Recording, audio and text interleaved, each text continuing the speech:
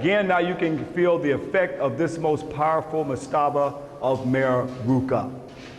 We are right here inside a mastaba that has over 300 rooms. This brother formed his mastabas for his whole family, like a home with rooms and many rooms, and look how large it is. And we're talking about during the Old Kingdom. And he was a Tajeti, or what is known as a vizier for Teti. Now, what was his job? What did he do? He looked over all the others who were the builders of the mastabas. He also was the overseer of the crafts in the area. Now, what relationship can we connect that to what we know today? That is Masonry. This is where he was the overseer of, he was the grand master of all the crafts, all the workers in this area. So he was a very serious grand vizier that would be equivalent to somebody like Imhotep. But he was for Teti. Now, of course, to become such a high status, you had to go to school for 40 years to become the grand master. He was what you would call a son of light.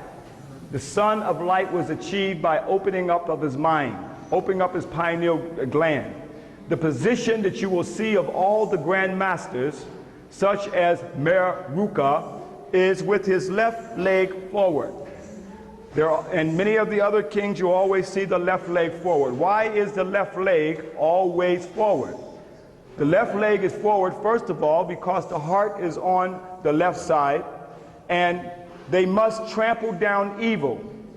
Evil is always present. Our ancestors understood the laws of opposites, so he must walk with his left foot forward to trample down evil so his heart can go forward. See, as you trample it down, then your heart will go forward.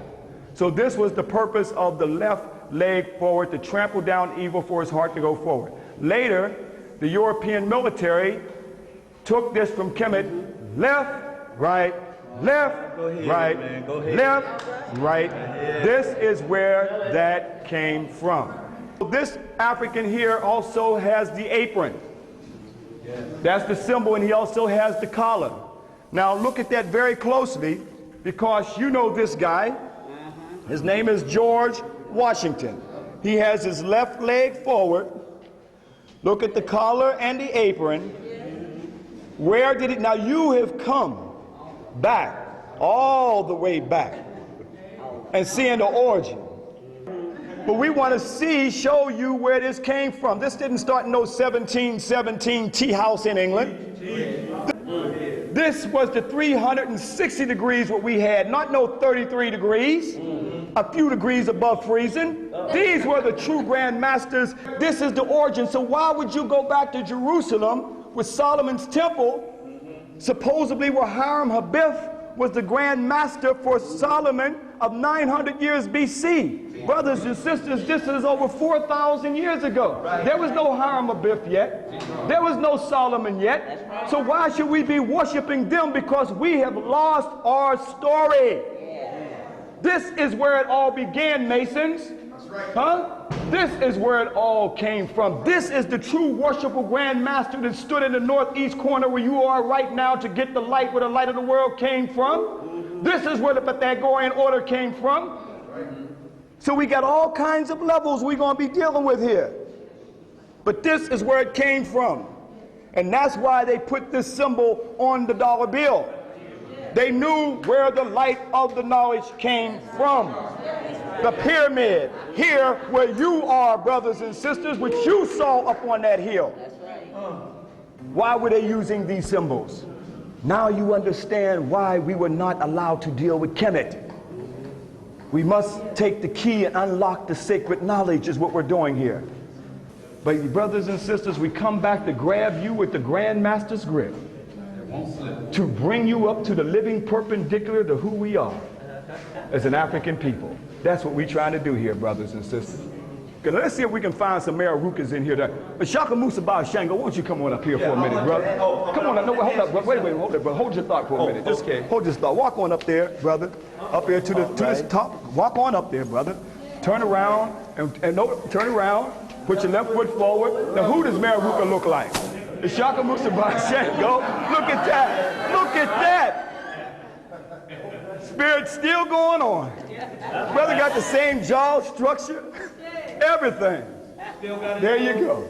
Still got it. Well, he got his intact. They knocked Mayor Ruka's off. Take your picture now. So hold this one. Hold this one. Power. Yeah, the power. Yeah, the power. Right, power. There he is. There he is, right there, Mayor Ruka. All right.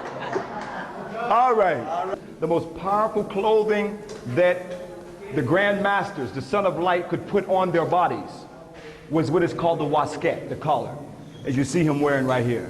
You see Mayor Ruka. You see where the Grand Master's grip of the lion's paw. See the lion's paw on Mayor Ruka? You see the paws right there? For those that may be in Masonry, when you know in the 3rd degree, the Grand Master's grip of the lion's paw was supposedly when Solomon grabbed Hiram and raised him up. But look at now keep in mind that Mayor Ruka was the Grand Master's. Look at the Grand Master's grip of the lion's paw. Look at the lion's paw right there. See on his garment right there? His collar. This is where the origin of the Grand Master's grip of the lion's paw came from. Also, this game is called Senet. Now you can see where chess came from. Okay? So long before chess, Europeans' concept of chess, now you can understand where the name chess, where chess came from, Senet.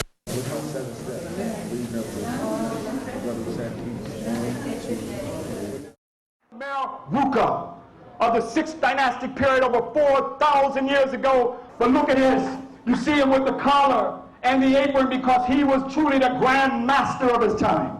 Now you can understand where George Washington with his left foot forward, the apron and the collar is all coming from you, Brother Mason. Coming from you. But yet you know the secret. Tell me about Mayor Ruka then. Tell me about Imhotep. Tell me about Amenhotep, son of who? Tell me about May. We had this thousands of years of knowledge, Brother Mason. I don't mean nothing disrespect, but we must open up to who we are unless we stay eternal slaves. Let's go back to the craft of Amun-Ra. Let's go back to the Grand Masters who taught for thousands of years. Got your African architect of the present day Masons, like in St. Louis. Here you can see they got the step pyramid from Saqqara of Imhotep, of the African architect Masons, as they said in their Freemasonry magazine.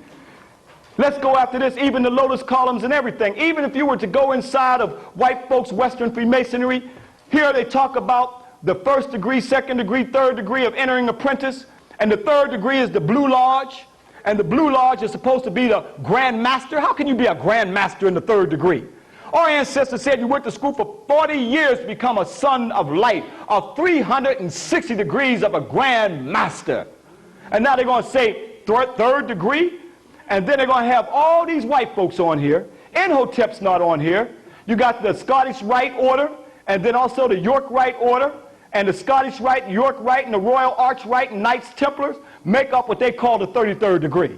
But nothing is on here about Imhotep, Amenhotep, the son of Hapu, May, Penra, African Grand Masters who lived thousands of years before white folks' Western Freemasonry. But at the same time, the daughters of the Nile and the Shriners, they use everything of Africa to make up their structure of Freemasonry, but don't give credit to where they stole it from. That's right. They got an order in the 13th degree called the Royal Arch Order of Solomon. But that Royal Arch Order, brothers and sisters, can be found right there in the Kemetic Nile Valley. The archers and Medina Habu to Ursa Ma'at Ra September Ra, as I'm standing in a position called the Ka Nisi Yamsu. That means that we must walk with our left legs forward to trample down white supremacy for our spirits to go forward. So that is called the Ka Nisi Yamsu. On the Hetcheru, you see our ancestors carved over 3,000 years ago in the Ka Nisi Yamsu to trample down evil for the heart to go forward. That's what we as black men have got to walk in the Ka Nisi Yamsu to trample down white supremacy for our spirits to go forward. Look at the Ka Nisi Yamsu and see that their sketch of the grand hailing sign is based off of your Ka Nisi Yamsu. This is the African. You got it carved in stone over 3,000 years ago. What makes their sketch more sacred than what you have? They still have their initiation in the Western secret society with the left foot forward. And walk to trample down evil for the heart to go forward. This is their military training, left, right, training the Marines in initiation into the secret society, taken from who? The African Grand Masters like Ursa Ma'at Ra, Septepen Ra, walking in their left leg forward called the Ka Nisiem Su. This is where they copied it from your African Grand Masters. Look at this. This is the whole secret society right here. This is the secret, your ancestral knowledge.